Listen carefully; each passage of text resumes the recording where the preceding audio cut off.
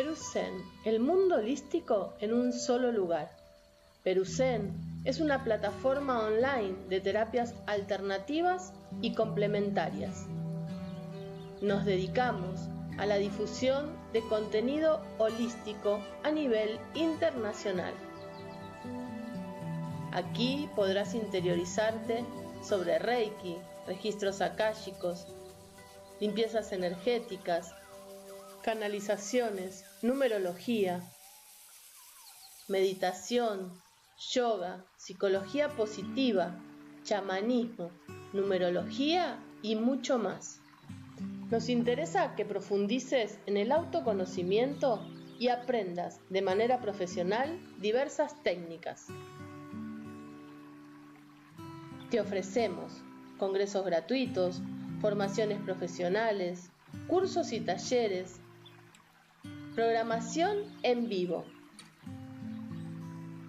Visita nuestra página web www.peruzen.org y encuéntranos en nuestras redes sociales.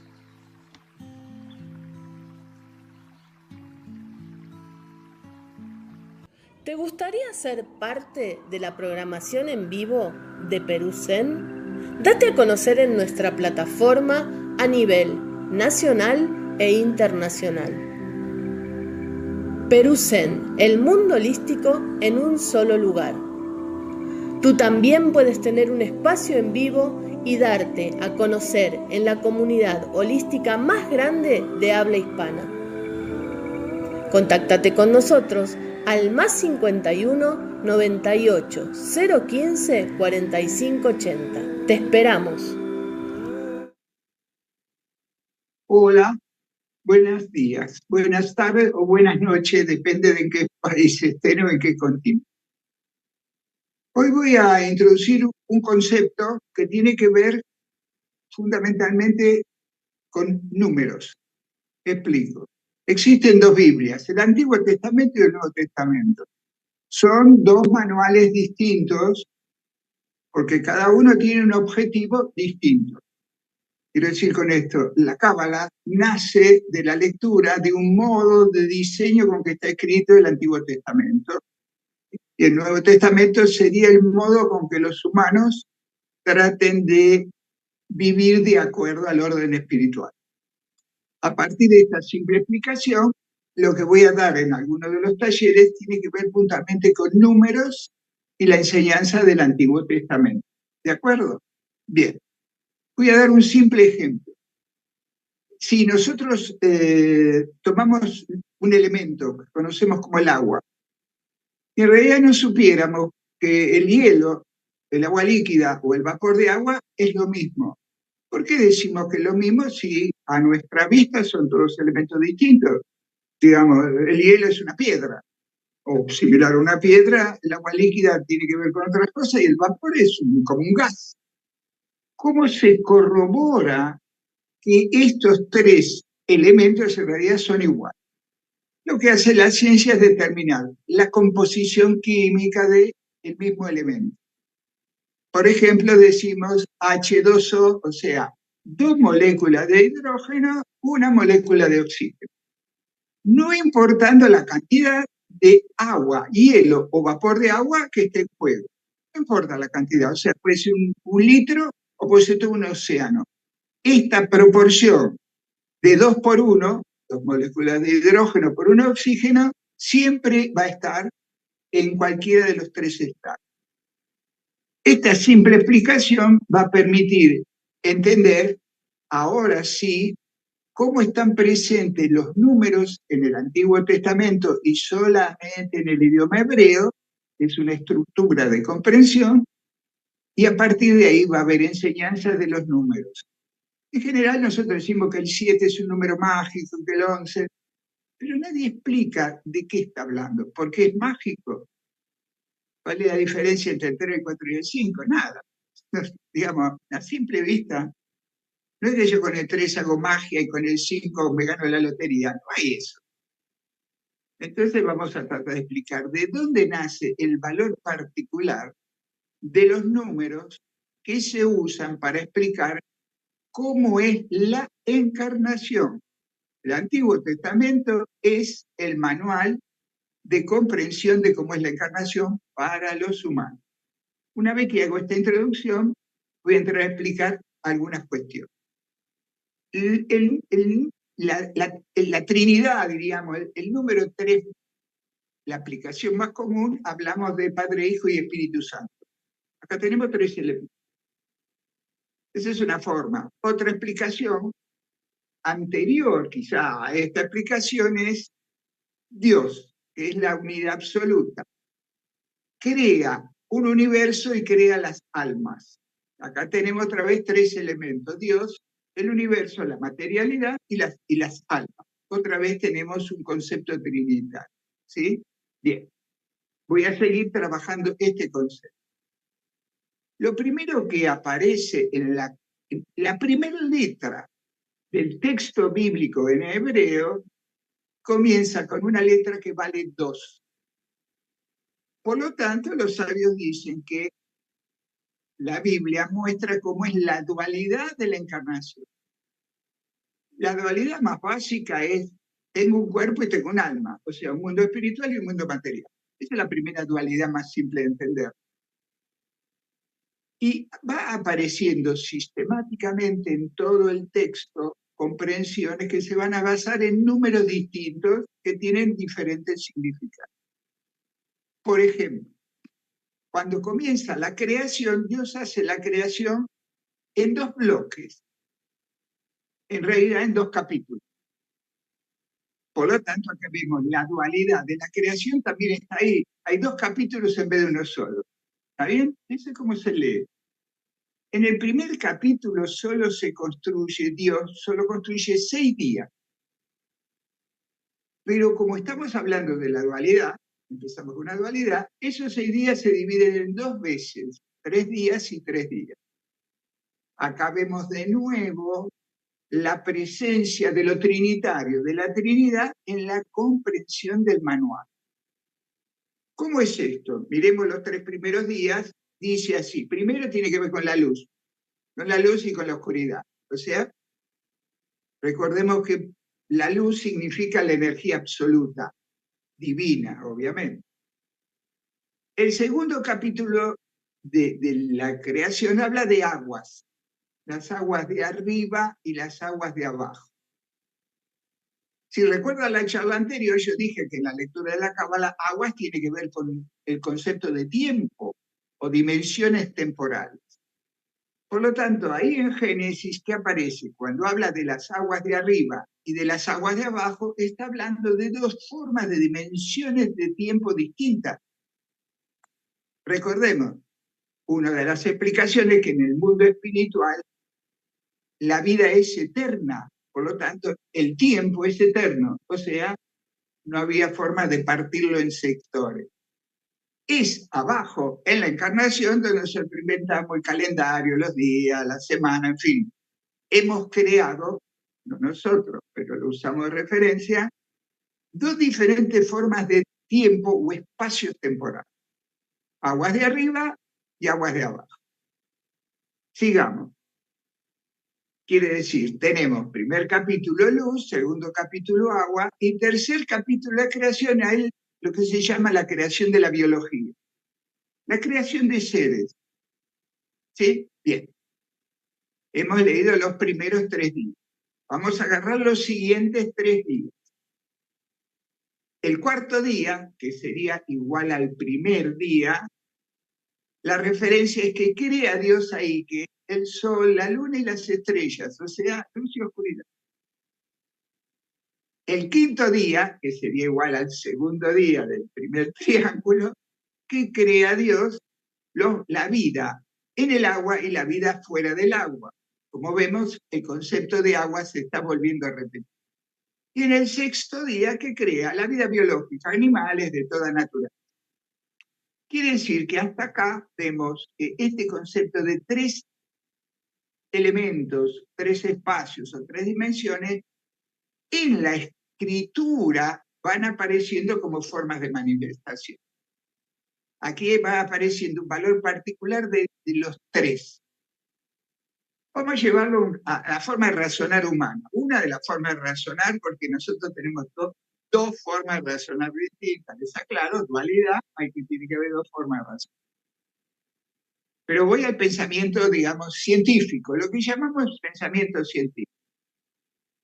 La forma de diseñar un concepto para que sea científico es una forma trinitaria. ¿Cómo es esto? Primero aparece una idea, cualquiera. Por ejemplo, yo digo que las vacas vuelan. ¿Vale? En mi opinión, las vacas vuelan. Mientras sea una opinión, no tiene nada que ver con lo científico. Pero yo quiero demostrar que sí vuelan. Por lo tanto, digo, hay que agarrar a las vacas, un método, subirlas a un avión y lanzarlas desde un avión pidiéndole que vuelen, que vuelen. Si las bajan volando, yo tengo razón y he construido un pensamiento científico. Las vacas vuelan. ¿Por qué científico? Porque era una idea, yo utilicé un método de demostración y cuando lo llevé a la práctica se confirmó. A partir de ahí, los otros científicos van a agarrar otras vacas, las van a subir a un avión y las van a tirar para ver si es cierto. Si fuera cierto, hemos descubierto una hipótesis y una teoría científica del volar de las vacas. Bueno, no digo que lo pongan en práctica. Digo porque, qué sé yo, primero las vacas valen mucha plata, después subir el avión no es barato y después tirarle medio raro. Pero bueno.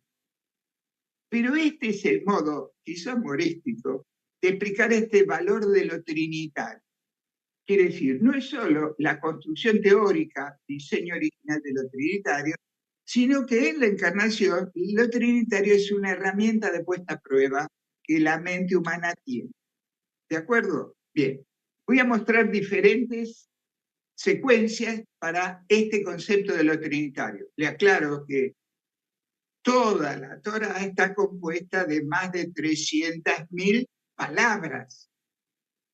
Y toda la Torá, punto por punto, frase por frase, está acompañada de una explicación de fórmula matemática.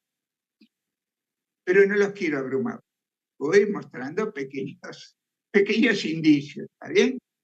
Por lo menos para ver si empiezan a entender algo que va a ser una llave con que nuestra mente es capaz de entender. Se las explico muy cortito, les voy a explicar cómo se entiende. En realidad, después voy a explicar de dónde nace, pero muy raramente nuestra mente no entiende razonando. ¿Cómo? No. El proceso de entender es un proceso muy raro en la mente humana, que en una época se conoció como la denominación de un famoso Arquímedes que descubrió un tema sobre el agua y los cuerpos que flotan en el agua, y usó una frase diciendo, ¡Eureka! La anécdota que él se estaba bañando, se mete en una bañera de agua y al meter el cuerpo el agua desborda. Y ahí él descubrió un razonamiento que nos permitió a partir de ahí entender toda una fórmula matemática de los cuerpos, porque flotan los barcos aunque pesan más que el agua, en fin, todo un descubrimiento. Pero pensemos un instante.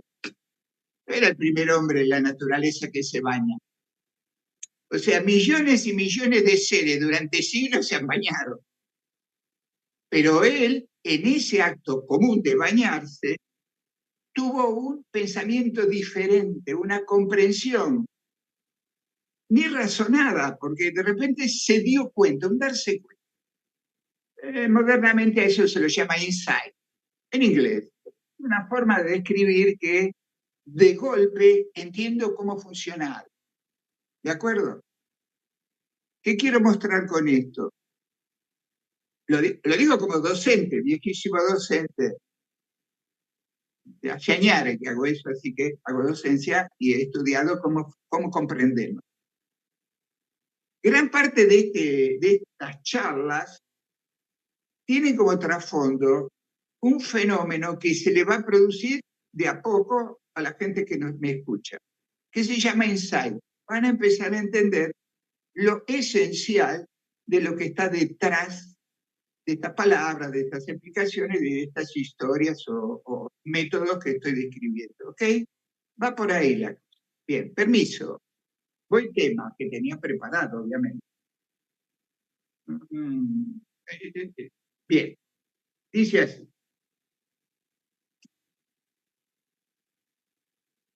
Vamos a tomar voy a tomar un ejemplo extraño, bíblico, por favor, sin discusión. Quiero decir, el que no crea, no cree, y está permitido. El que quizá le parezca razonable lo incorporará y observará o estudiará o leerá cosas y quizá le resulte claro. Pero vamos al manual.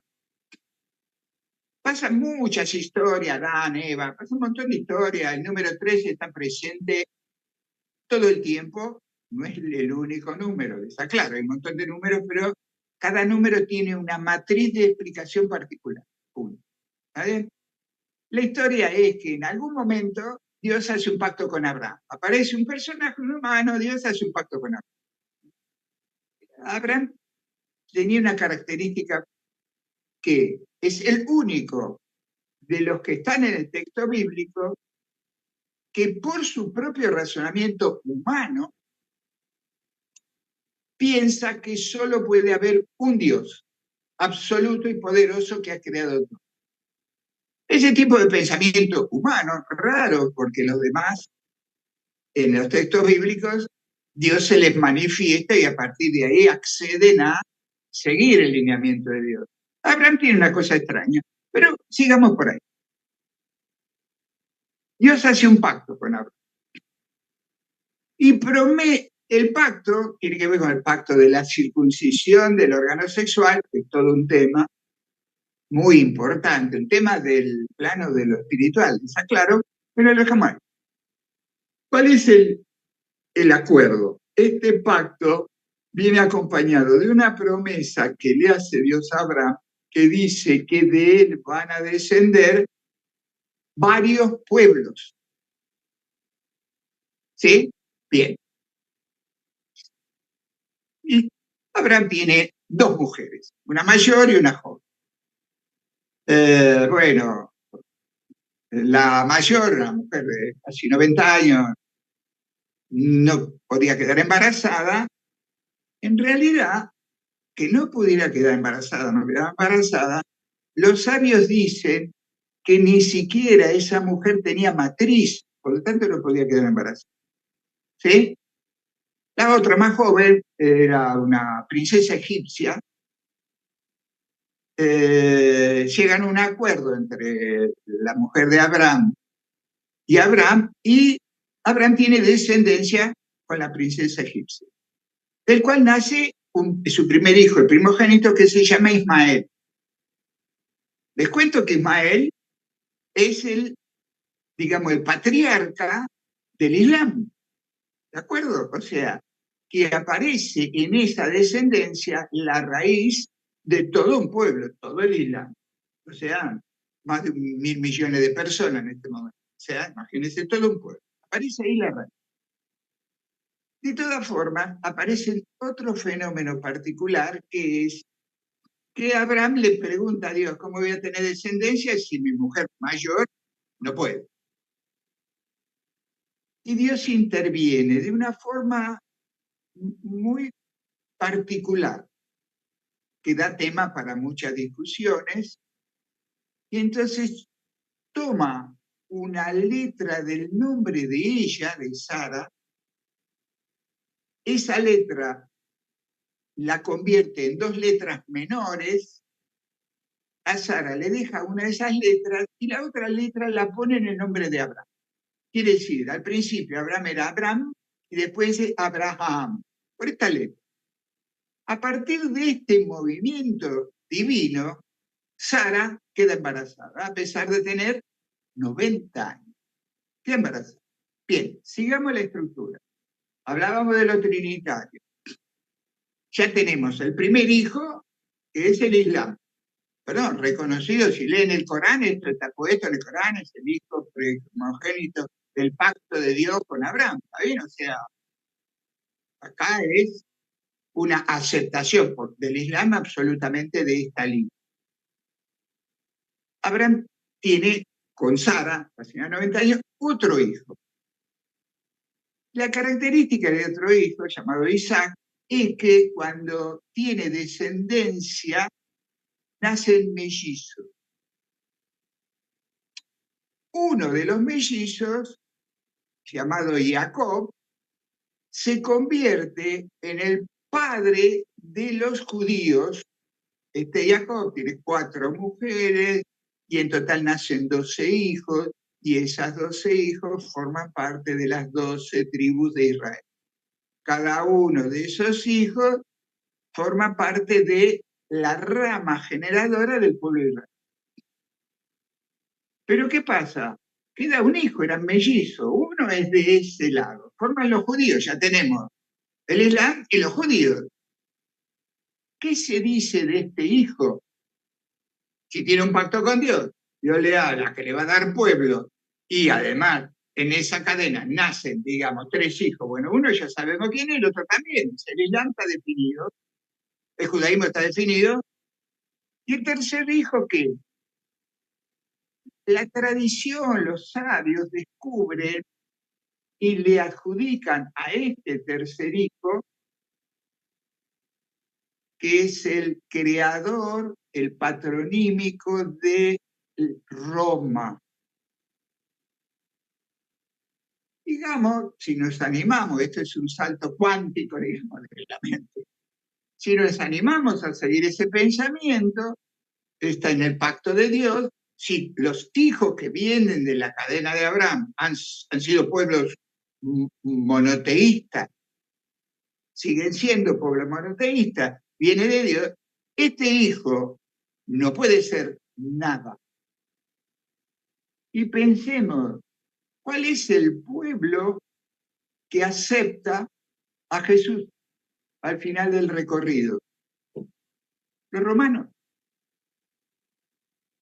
Por lo tanto, podríamos deducir, aunque no está dicho literalmente, podríamos deducir que tenemos ahí el tercero de los pueblos que son monoteístas. El resto de los pueblos eran politeístas. Por lo tanto, los otros pueblos no habían acordado seguir un solo Dios y creer en eso. Quiere decir que acá vemos este concepto de lo trinitario, de los 3 elementos, como una manifestación, como una matriz que moldea no solo la biología, no solo la biología de nosotros en la encarnación, que también está presente de otros modos, que lo voy a ir explicando, sino también que moldea previamente cómo es esto de qué se trata la creación. Otra vez volvemos a encontrar no solo los 3 días de Génesis y otros 3 días para hacer los 6 días, sino que encontramos otro modelo de Trinidad de diseño. No es un invento humano, los humanos no tenemos nada que hacer ahí. Quiere decir, encontramos otro modelo trinitario donde también hablamos de 3 pueblos.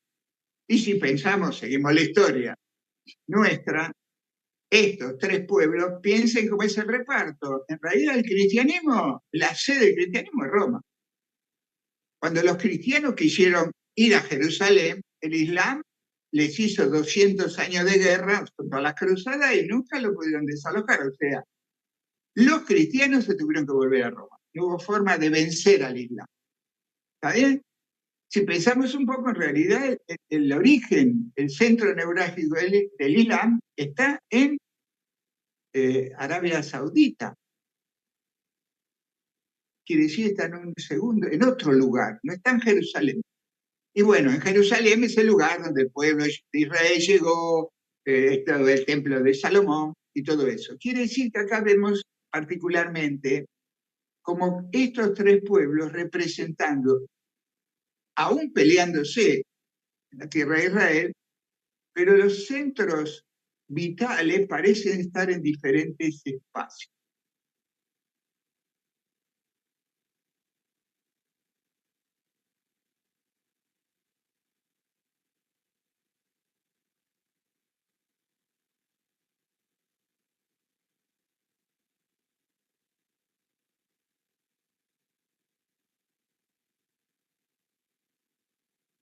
Bien, como corresponde la interrupción, no pase publicidad, pero bueno, es un misterio que algún día lo voy a resolver, un misterio técnico. Entonces, y además, pensemos un detalle. Este detalle es el siguiente. ¿Cuál es el día sagrado del judaísmo? Los sábados, Shabbat. Tiene una razón de ser profunda y ya la vamos a explicar. Pero el cristianismo, el día sagrado es el domingo.